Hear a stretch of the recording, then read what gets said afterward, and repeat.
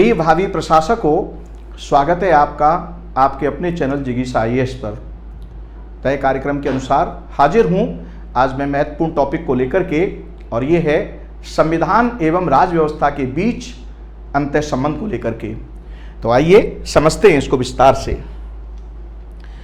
संविधान एवं राज व्यवस्था के बीच अंतर होता है, और ये अंतर आदर्शों के स्तर पर भी होता है, ये सिद्धांतों के स्तर पर भी इसे विश्लेषित किया जा सकता है, और इसे प्रावधानों के स्तर पर भी विश्लेषित किया जा सकता है। और फिर ये अंतर जो होता है उसके बारे में जो ये अंतर बताया जाएगा, तो अंततः फिर आप निष्कर्ष में क्या कहेंगे वो भी जानना आपके लिए जरूरी है। इस तरह से प्रश्न भी पूछे जाते हैं। जैसे आपसे UPSC ने प्रश्न किया है कि राजनीतिक सत्य हमेशा ही संवैधानिक सत्य नहीं होता है। चर्चा कीजिए या टिप्पणी कीजिए, डिपेंड करता है एग्जामिनर के मूड पर कि वो किस तरह से आपसे प्रश्न पूछ रहे हैं। तो संविधान एवं राज व्यवस्था के बीच वही संबंध है जो सिद्धांत और व्यवहार के बीच होता है, जो मन और मस्तिष्क के बीच होता है, जो संरचना और प्रकार के बीच होता है। अर्थात संविधान किसी भी शासन व्यवस्था का सैद्धांतिक पक्ष होता है, जबकि राज व्यवस्था उसका व्यवहारिक पक्ष होता है। अर्थात किसी शासन व्यवस्था के संचालन के लिए मूलभूत सिद्धांतों के समुच्चय को हम संविधान कहते हैं। अर्थात प्राधिकार के विलेख को हम संविधान कहेंगे, और फिर इसके अनुसार व्यवहार में सत्ता का जो संचालन होता है वो राज व्यवस्था कहलाती है। परिणाम क्या निकला कि संविधान सैद्धांतिक पक्ष हुआ और राज व्यवस्था व्यवहारिक पक्ष हुआ। आशा की जाती है कि जैसा सिद्धांत होगा वैसा ही व्यवहार होगा, किंतु हमेशा ही ऐसा नहीं होता है। अर्थात सिद्धांत और व्यवहार में भी भिन्नता होती है, तो ठीक उसी प्रकार से संविधान और राज व्यवस्था में भी भिन्नता होती है। उदाहरण स्वरूप आप समझिए, जैसे सदैव सत्य बोलना एक सिद्धांत है, लेकिन अब जरा परिस्थितियों पर आ जाइए। अगर अभी आप ही के सामने एक व्यक्ति भयभीत होकर के छिप जाता है और तुरंत उसके पीछे से ही 4 लोग नंगी तलवार लेकर के आए हुए हैं, और वो आपसे पूछते हैं कि क्या इधर से गुजरते हुए आपने किसी व्यक्ति को देखा है, तो अब आप समझिए कि यहां अगर आप सत्य बोलते हैं कि हां मैंने देखा है, इधर गया है, तो परिणाम क्या होगा? उसके बाद जो सत्य घटित होगा जरा उस पर विचार कीजिए, यानी उस अपराध में आप भी शामिल हो गए। लेकिन अब यहां पर आप क्या कहेंगे? जायज सी बात है कि सिद्धांत के अनुसार आप व्यवहार नहीं करेंगे यहां, यानी सदैव सत्य बोलने वाली बात को अब यहां पर क्या कहेंगे कि नहीं मैंने नहीं देखा, या आप उनको उल्टा जवाब दे सकते हैं कि हाँ मैंने देखा है, वो उधर गया हुआ है। क्यों? क्योंकि आपकी प्राथमिक जिम्मेदारी यहां पर क्या है? उस व्यक्ति की जान बचाना। यानी सदैव सत्य बोलने का जो मूल उद्देश्य है, उस मूल उद्देश्य की प्रतिपूर्ति यहां पर किस तरह से होगी? Are you getting the point? तो ठीक इसी प्रकार से जब सिद्धांत और व्यवहार में यह भिन्नता होती है, तो इसी तरह की भिन्नता संविधान और राज व्यवस्था में भी देखी जाती है। तो आइए भारतीय संविधान के स्तर पर हम संविधान और राज व्यवस्था के बीच इस भिन्नता को समझते हैं। यह जो भिन्नता है, अगर हम भारतीय संविधान के अगर आदर्शों, सिद्धांतों और प्रावधानों को सूक्ष्म दृष्टि से अवलोकन करें, तो हमें संविधान में इस व्यवस्था की एक पदसोपानी संरचना दिखाई देती है। और वो पदसोपानी संरचना कैसे है, समझिए इसे। यानी सबसे शीर्ष पर क्या हो गए? संविधान के आदर्श हो गए। इन आदर्शों को प्राप्त करने के लिए हमने कुछ सिद्धांतों को अपनाया है, और उन सिद्धांतों की प्रतिपूर्ति के लिए हमने संविधान में प्रावधान अंतः स्थापित किए हैं। दूसरे शब्दों में, यदि हम सभी प्रावधानों को मिला दें, 395 आर्टिकल्स को मिला दें, तो वो क्या कहलाएंगे? संविधान हो जाएंगे, यानी सिद्धांत हो जाएंगे। और सभी सिद्धांतों को मिला दें तो वो क्या हो जाएंगे? आपके आदर्श हो जाएंगे। अब अगर हम आदर्श के स्तर पर इस भिन्नता को समझें, सिद्धांतों के स्तर पर भी इस भिन्नता को समझें, और प्रावधानों के स्तर पर भी इस भिन्नता को समझें, कुछ पॉइंट लेकर के, तो इससे ये सिद्ध करने में या इसको लिखने में आपको मदद मिलेगी कि राजनीतिक सत्य हमेशा ही संवैधानिक सत्य नहीं होता है। कैसे? तो आइए आदर्शों के स्तर पर अगर हम इस भिन्नता को समझें, तो हमारे भारतीय संविधान के 5 आदर्श हैं। ये बात प्रस्तावना में स्पष्ट तौर पर है क्या लिखा हुआ है प्रस्तावना का जो पहला अंश है, आरंभिक अंश है, हम भारत के लोग भारत को संपूर्ण प्रभुत्व संपन्न लोकतांत्रिक गणराज्य बनाने के लिए, ध्यान से आप समझिएगा, ये तो शुरुआती दौर हो गया, लेकिन 42वें संवैधानिक संशोधन से हमने इसमें दो आदर्श और जोड़े हैं, एक है समाजवाद और दूसरा है पंथ निरपेक्षता। यानी हम भारत के लोग भारत को संपूर्ण प्रभुत्व संपन्न समाजवादी पंथ निरपेक्ष लोकतांत्रिक गणराज्य बनाने के लिए, तो यानी 5 आदर्श हो गए, यानी ये हमें बनाना है, आदर्श हैं। तो अब आदर्श के स्तर पर संविधान और राज्य व्यवस्था के बीच भिन्नता को आप कैसे समझेंगे? तो देखिए, संप्रभुता, भारतीय संविधान का प्रथम आदर्श है संप्रभुता। संप्रभुता से तात्पर्य है कि यह देश बिना किसी बाह्य दबाव के स्वतंत्र निर्णय लेने में समर्थ है। यह क्या हुआ? सिद्धांत हुआ, यह सैद्धांतिक पक्ष हो गया।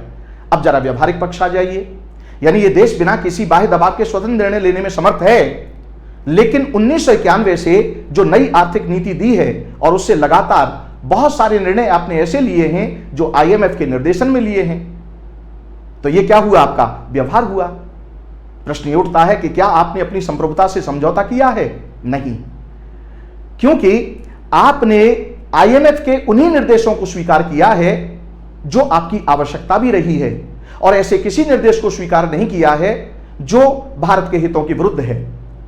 ठीक इसी प्रकार अगला आदर्श है भारतीय संविधान का समाजवाद, जो 42वें संवैधानिक संशोधन से अंततः स्थापित किया है। लेकिन ध्यान रहे, समाजवाद की बात अगर हम करेंगे तो इससे संबंधित विषय वस्तु पहले से ही संविधान में अंतर्निहित है। आर्टिकल 39 के क्लॉज बी और सी को आप देखेंगे तो उसमें स्पष्ट तौर पर लिखा हुआ है, राज्य को यह निर्देश किया है कि राज्य ऐसी व्यवस्था करे कि लोकहित में संसाधनों का समुचित वितरण हो, बंटवारा हो, और फिर कहा है कि राज्य ऐसी व्यवस्था करे कि लोकहित के विरुद्ध संसाधनों का संकेंद्रण न हो। तो समाजवाद क्या है? एक आर्थिक आंदोलन है जो आर्थिक समता की बात करता है। तो यह बात तो आपके समता मूलक सामाजिक आर्थिक ढांचे के निर्माण का निर्देश नीति निदेशक तत्व में आर्टिकल 39 का क्लॉज बी और सी स्पष्ट तौर पर कहता है। तो उसी बात को प्रथम दृष्टया आप समझ सकें, इसके लिए 42वें संवैधानिक संशोधन से समाजवाद शब्द को प्रस्तावना में अंत स्थापित कर दिया। अब इसका मॉडल क्या होगा? तो जिस समय इसको अंत स्थापित किया उस समय मॉडल यह था कि उत्पादन वितरण के साधनों पर राज्य के स्वामित्व को बढ़ावा देना, अर्थात राष्ट्रीयकरण हमारी दिशा थी। तो यह हो गया सैद्धांतिक पक्ष। अब जरा व्यवहार में आ जाइए, यानी यह संवैधानिक सत्य हो गया। अब जरा राजनीतिक सत्य को देखिए। तो 1991 से जो नई आर्थिक नीति आई है आपकी, तो आपकी दिशा क्या हो गई है? राष्ट्रीयकरण से निजीकरण हो गई है। तो यह राजनीतिक सत्य हो गया जो संवैधानिक सत्य से भिन्न है।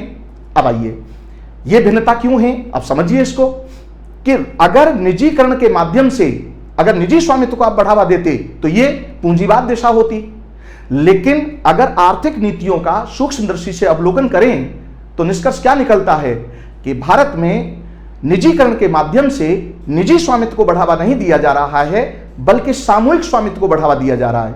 और सामूहिक स्वामित्व को बढ़ावा देना यह समाजवाद का दूसरा शास्त्रीय अर्थ है। आइए, पंथ निरपेक्षता, यह संविधान का अगला आदर्श है और इसे भी 42वें संवैधानिक संशोधन से जोड़ा है। लेकिन ध्यान रहे, पंथ निरपेक्षता की विषय वस्तु भी आपके संविधान में, मूल संविधान में पहले से ही अंतर्निहित है। और यह बात आर्टिकल 25, 26, 27, 26, 28 में स्पष्ट तौर पर है, धार्मिक स्वतंत्रता के मूलाधिकार के तहत। तो उसी बात को प्रथम दृष्टया आप देख सकें, समझ सकें, तो यह बात आपकी पंथ निरपेक्षता एक शब्द के रूप में यह आपकी प्रस्तावना में है। अब समझिए इसको क्या है, पंथ निरपेक्षता का मतलब क्या हुआ? पंथ निरपेक्षता का मतलब किसी लेखक ने क्या कहा या किसी और ने क्या कहा है, उस विषय वस्तु पर नहीं जाएंगे। आप विषय वस्तु पर उस पर जाएंगे जो आपके संवैधानिक प्रावधानों में है। मैंने अभी आपको बताया था ना कि आदर्शों को प्राप्त करने के लिए आपने सिद्धांत लिए हैं और सिद्धांतों को प्राप्त करने के लिए प्रावधानों की रचना की है। इसका मतलब आपका कोई भी आदर्श है संविधान का, उसके लिए संविधान में क्या है? प्रावधान है, क्योंकि विधि का शासन है और विधि के शासन के अनुसार ही राइट नाउ एक प्रक्रिया डिसाइड की हुई है, उसी के अनुसार आपको उसे प्राप्त करना है। राइट, तो पंथ निरपेक्षता को अगर आप परिभाषित करेंगे तो आर्टिकल 25 से लेकर के 28 तक के आर्टिकल्स को आप जब माइन्यूटली ऑब्जर्व करेंगे तो निचोड़ क्या निकल करके आता है कि पंथ निरपेक्षता का अर्थ है कि राज्य किसी भी पंथ विशेष को राजधर्म की मान्यता प्रदान नहीं करेगा और सभी पंथों को समान संरक्षण देगा। यह संवैधानिक सत्य है। अब जरा आ जाइए राजनीतिक सत्य, यानी सिद्धांत और व्यवहार में भिन्नता कैसी होती है। अब आपने पंथ निरपेक्षता में सभी पंथों को समान संरक्षण देने की बात कही है, तो समान संरक्षण का कोई स्पष्ट मापदंड तो होता नहीं है। तो जब स्पष्ट मापदंड नहीं है और जब सरकार पंथ निरपेक्षता की नीति को फॉलो करेगी तो क्या होगा, विवादित हो जाएगी, क्योंकि समान संरक्षण का स्पष्ट मापदंड नहीं है। और उदाहरण स्वरूप आप देख सकते हैं कि जब कांग्रेस की सरकार आती है तो क्या आरोप लगता है उस पर कि आप मुस्लिम तुष्टीकरण की नीति अपनाते हैं, और अगर बीजेपी की सरकार आती है तो उस पर क्या आरोप लगता है कि आप भगवाकरण कर रहे हैं। इस तरह की बातें आपको समय समय पर विभिन्न स्टेटों में भी देखने के लिए मिल जाएंगी। तो यह हुआ सिद्धांत और व्यवहार में भिन्नता। आइए अगला आदर्श है भारतीय संविधान का लोकतंत्र। लोकतंत्र का मतलब क्या हुआ, जनता द्वारा जनता के लिए जनता का शासन। ठीक है, लेकिन ध्यान से आप समझिएगा, हमारे संविधान में जनता का मतलब क्या है। हमारे संविधान में जनता का मतलब संपूर्ण जनता है। ध्यान से आप समझिएगा, जनता में यह भी तो हो सकता है कि कुछ खास वर्ग के लोगों को ले लें। इसको अलग से जब संबंधित टॉपिक होगा तो उस पर विस्तार से चर्चा करेंगे, यहां विषयांतर हो जाएगा। तो जरा समझिए, हमने लोकतंत्र को व्यापकता में यानी व्यापक रूप में अपनाया है।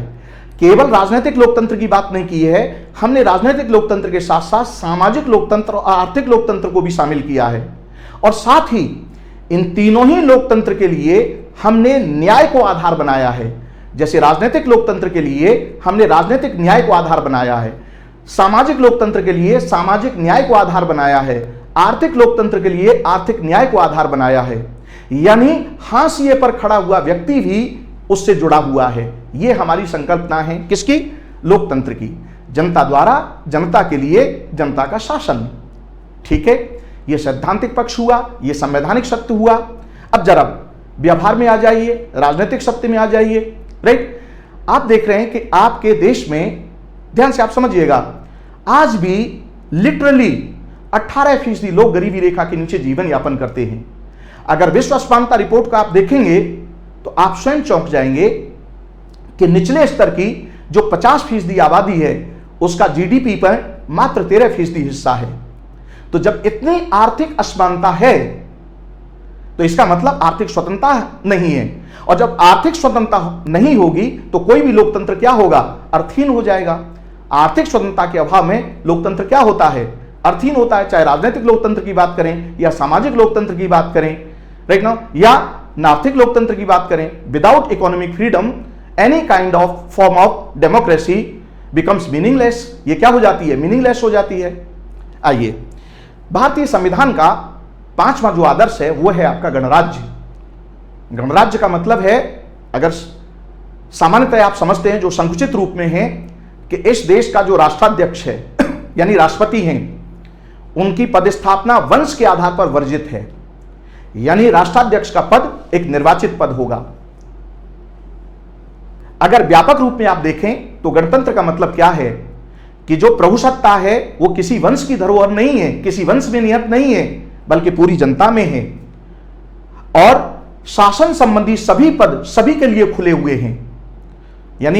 यानी शासन से बॉटम से लेकर के टॉप तक जितने भी पद हैं वो सभी नागरिकों के लिए खुले हुए हैं। और वंश के आधार पर न तो नियुक्ति को कोई स्थान है और ना ही निर्वाचन के लिए कोई स्थान है। ध्यान से आप समझिए, वंश के आधार पर पदस्थापना नहीं हो सकती। यह हुआ सैद्धांतिक पक्ष, यह हुआ संवैधानिक सत्य। अब जरा राजनीतिक सत्य पर आ जाइए।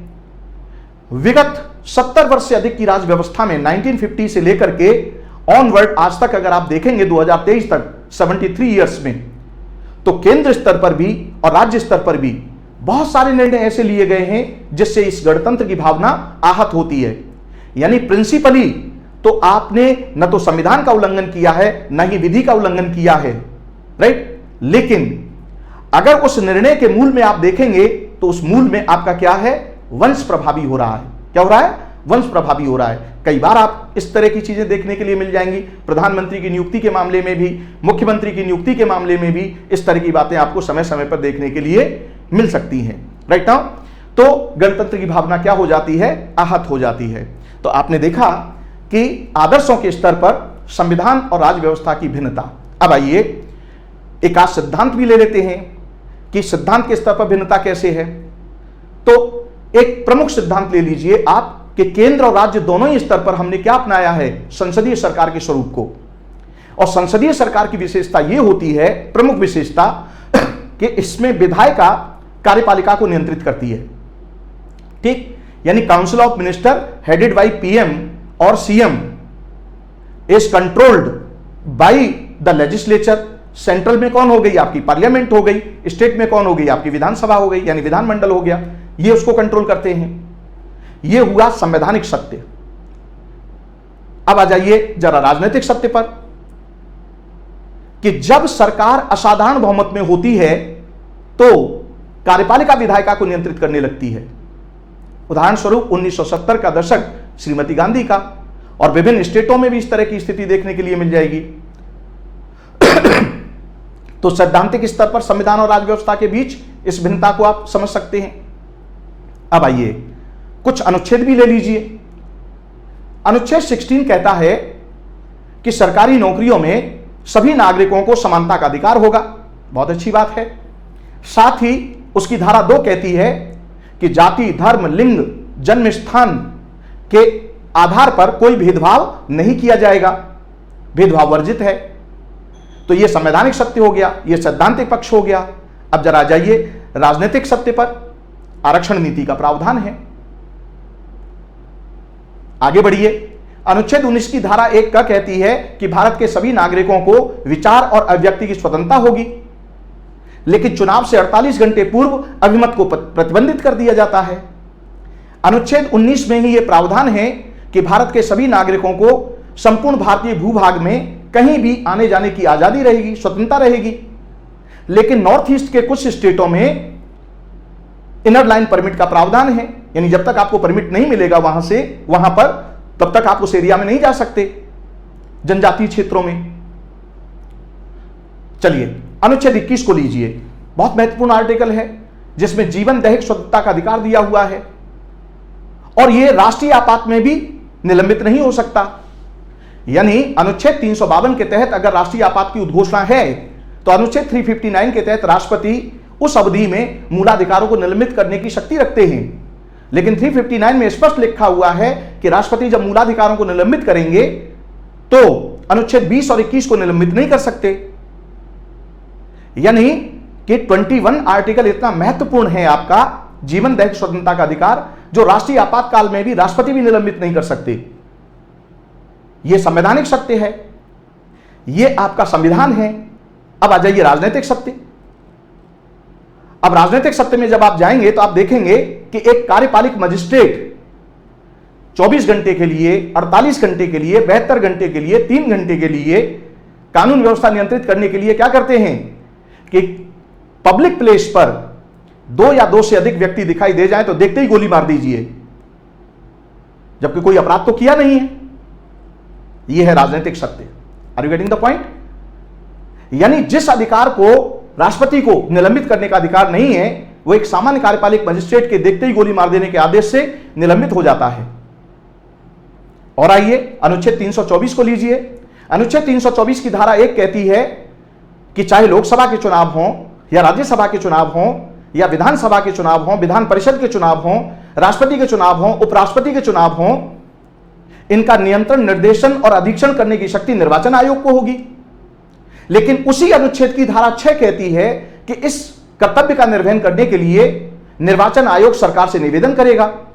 प्रश्न ये उठता है कि निवेदनकर्ता निर्देशनकर्ता कैसे हो सकता है, निवेदनकर्ता अधीक्षणकर्ता कैसे हो सकता है, निवेदनकर्ता निर्देशनकर्ता कैसे हो सकता है।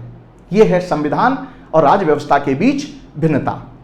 अब आपने भिन्नता तो आपने बता दी, अब आपको यह बताना होगा निष्कर्ष। तो निष्कर्ष क्या निकल करके आया इस पर, तो ध्यान से आप समझिए। अगर निचोड़ में अगर आप जाएंगे तो संविधान एवं राज्य व्यवस्था के बीच यह भिन्नता क्यों है? यह भिन्नता इसलिए है ताकि सिद्धांत के साथ व्यवहार को स्थान दिया जा सके। यानी प्रिंसिपल आपने बना दिया, लेकिन परिस्थितियां क्या कहती हैं उसके अनुसार आपको व्यवहार करना है, तो उस व्यवहार को आप कैसे शामिल करेंगे इसमें, इसलिए यह भिन्नता है। यानी सिद्धांत के साथ व्यवहार को शामिल किया जा सके, मौलिकता के साथ प्रासंगिकता को स्थान दिया जा सके, और सर्वाधिक महत्वपूर्ण निरंतरता के साथ परिवर्तन को स्थान दिया जा सके। दूसरे शब्दों में संविधान बदलती परिस्थितियों के साथ जीवित रह सके।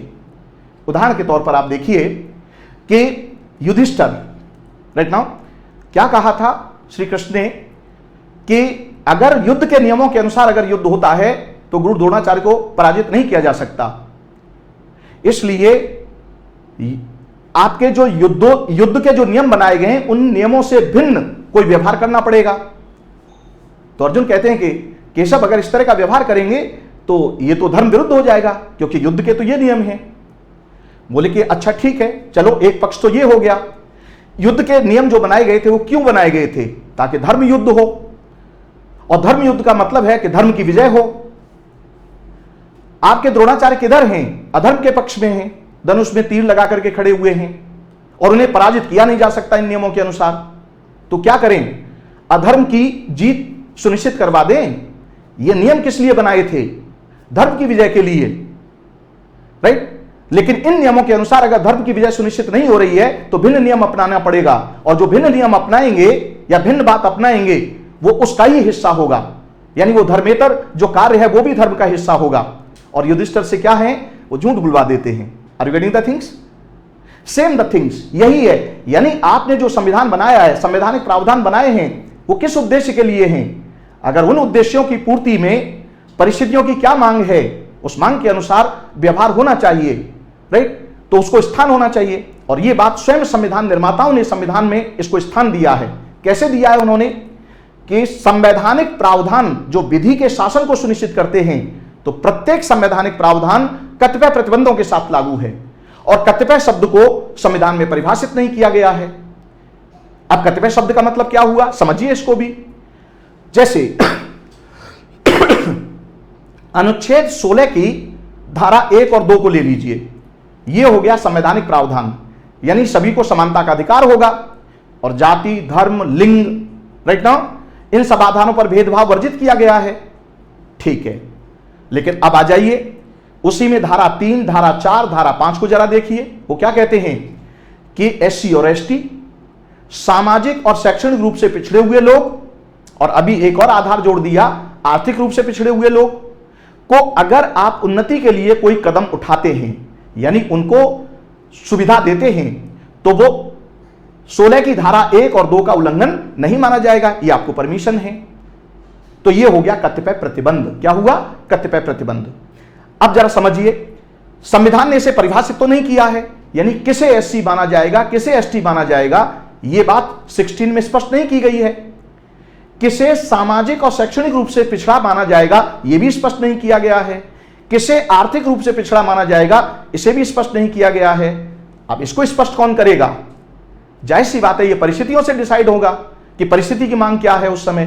तो यह कौन डिसाइड करेगी? आपकी यानी राजनीति, यानी आपका संसदीय समकालीन गवर्नमेंट डिसाइड करेगी। लेकिन जब वो डिसाइड करेगी तो उसका संबंध किससे होना चाहिए? मूल विषय वस्तु से होना चाहिए, यानी समानता के सिद्धांत से, समता के सिद्धांत से। उस उद्देश्य की पूर्ति होनी चाहिए। उस हिसाब के इसमें क्या होना चाहिए?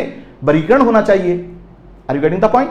यानी दूसरे शब्दों में आप ये समझिए कि संविधान और राज्य व्यवस्था के बीच ये भिन्नता इसलिए है ताकि संविधान बदलती परिस्थितियों में जीवित रह सके।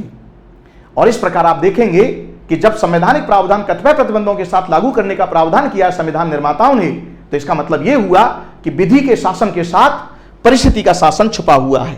किसका? विधि के शासन के साथ परिस्थिति का शासन छुपा हुआ है।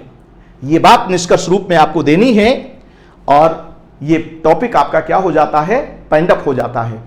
अब इस लेवल पर आपसे जो प्रश्न किया गया है मेंस में कि राजनीतिक सत्य हमेशा ही संवैधानिक सत्य नहीं होता है, आप उसे 150 शब्दों में कैसे लिखेंगे, यह अब आपकी राइटिंग स्किल पर निर्भर करेगा कि आप कोई संवैधानिक प्रावधान को लेकर के विवेचित करेंगे, या केवल एक आदर्श को लेकर के करेंगे, या आदर्श, सिद्धांत और प्रावधान को लेकर के आप इसे राइटअप करेंगे। यह आपकी राइटिंग स्किल पर निर्भर करेगा। तो आज का यह टॉपिक यहीं पर समाप्त होता है। आशा करता हूं कि संविधान और राज्य व्यवस्था के बीच के इस अंतर संबंध को आपको समझने में मदद मिलेगी। फिर हाजिर रहूंगा इसी तरह का कोई महत्वपूर्ण टॉपिक लेकर के। तब तक के लिए विदा लेता हूं। जय हिंद।